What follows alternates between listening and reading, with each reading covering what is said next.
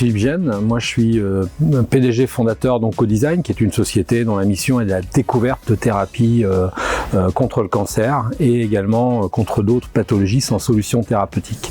C'est une société qui a un business model hybride, à la fois de services et à la fois de biotech. Une société qui a été créée il y a 25 ans, où on est spécialiste des inhibiteurs de kinase reconnus.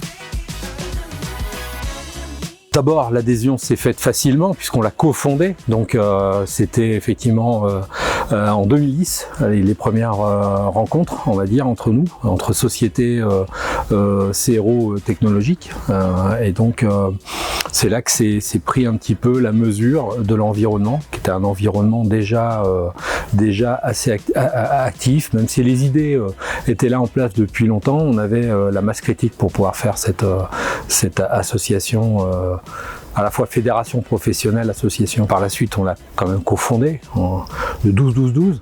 Je me précipite sur la date, ça évitera que ça soit repris par d'autres.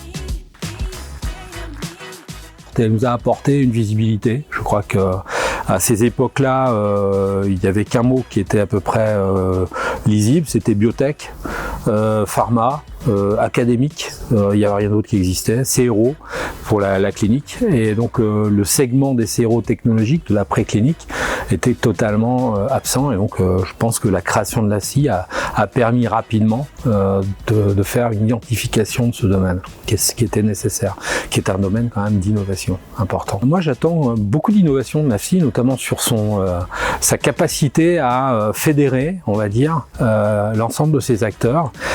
C'est pas une question. Alors déjà, il faut faciliter la croissance des entreprises actuelles, ça c'est clair, mais il faut aussi qu'elles sachent travailler ensemble sous un modèle de business qui reste à inventer afin de créer des meutes extrêmement efficaces.